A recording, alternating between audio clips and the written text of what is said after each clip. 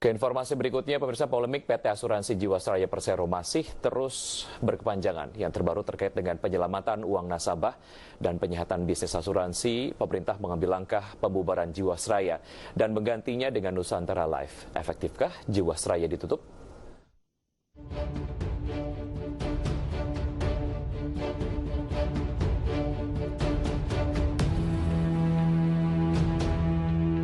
Kejaksaan Agung telah menetapkan tersangka baru, yakni pejabat Otoritas Jasa Keuangan atau OJK beserta 13 korporasi dalam kasus Jiwasraya. Setidaknya ada 6 tersangka, satu diantaranya adalah Komisaris PT Hanson International Tbk Beni Cokro yang diduga terlibat dalam mega skandal dana Jiwasraya. Pemerintah pun bergerak, ingin merestrukturisasi dana dan klaim polis nasabah. PT Asuransi Jiwasraya Persero mengumumkan gagal bayar pada Oktober 2018. Dalam catatan Kementerian BUMN, total utang klaim Jiwasraya per 31 Mei 2020 telah membengkak menjadi 18 triliun rupiah. Masalah yang membelit Jiwasraya Persero bukanlah masalah yang tiba-tiba muncul. Masalah asuransi plat merah ini setidaknya mulai tampak sejak tahun 2006 silam. Tahun 2008 Jiwasraya mencatatkan ekuitas negatif 5,7 triliun rupiah. Namun laba tercatat sebesar 16,17 miliar rupiah.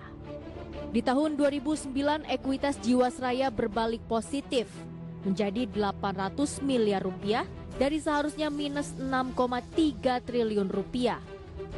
Ekuitas ini berbalik positif karena ditopang skema reasuransi.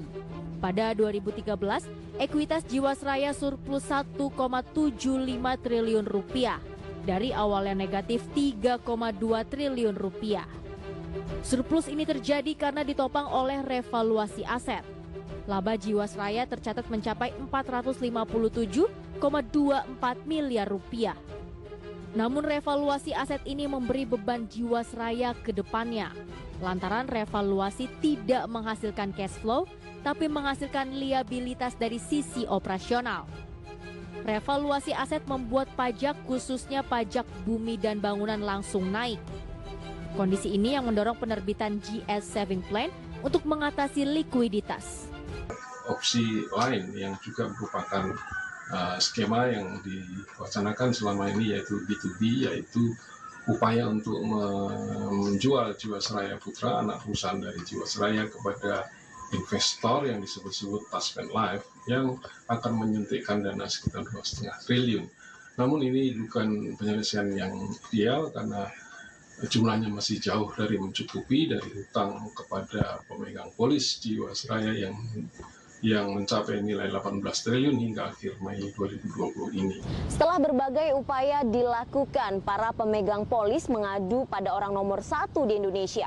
Melalui surat bertanggal 16 Januari 2019, para nasabah mengadukan kelalaian Jiwasraya dalam membayarkan hak para pemegang polis yang telah jatuh tempo. Berdasarkan data Kementerian BUMN, total utang Jiwasraya per 31 Mei 2020 membengkak hingga 18 triliun rupiah.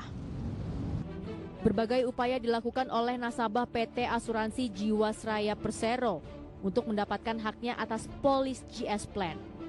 Jalan panjang mereka tempuh dengan mencari kepastian kepada manajemen perseroan, Kementerian BUMN serta Otoritas Jasa Keuangan, hingga berkirim surat khusus ke Presiden Joko Widodo. Permintaan para nasabah tidak muluk-muluk. Mereka hanya menginginkan uangnya kembali dan janji dalam polis terpenuhi. Direktur Utama PT Asuransi Jiwasraya Heksana Trisasongko dalam kesaksiannya di sidang lanjutan di Pengadilan Tipikor Jakarta Pusat bahwa Jiwasraya, Kementerian BUMN selaku pemegang saham menyiapkan skema penyehatan Jiwasraya yang mencakup upaya penyehatan, proses pembayaran klaim hingga nasib Jiwasraya ke depannya. Bahwa dilakukan transaksi pembelian saham, kemudian ketika harga turun dipindahkan kepada reksadana, kemudian reksadana dibeli kembali. Penentuan skema penyehatan memang hanya sebagai tahap awal. Tapi yang paling penting adalah polis bench assurance Jiwasraya harus dibayarkan kepada para nasabahnya.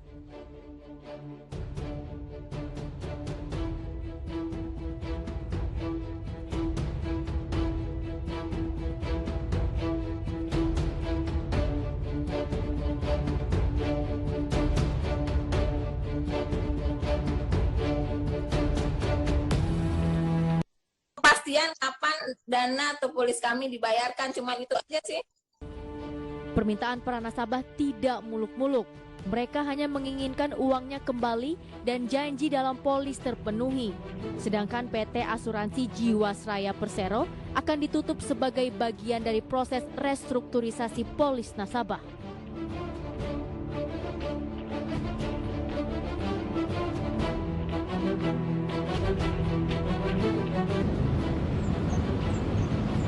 Meski pemerintah memutuskan untuk menutup Jiwasraya dan menggantinya dengan membentuk Nusantara Life, para nasabah berharap dana yang mereka tanamkan di Jiwasraya dapat kembali menjadi hak milik. Dari Jakarta, Rizka Ayu, Wildan Aulia, IDX Channel.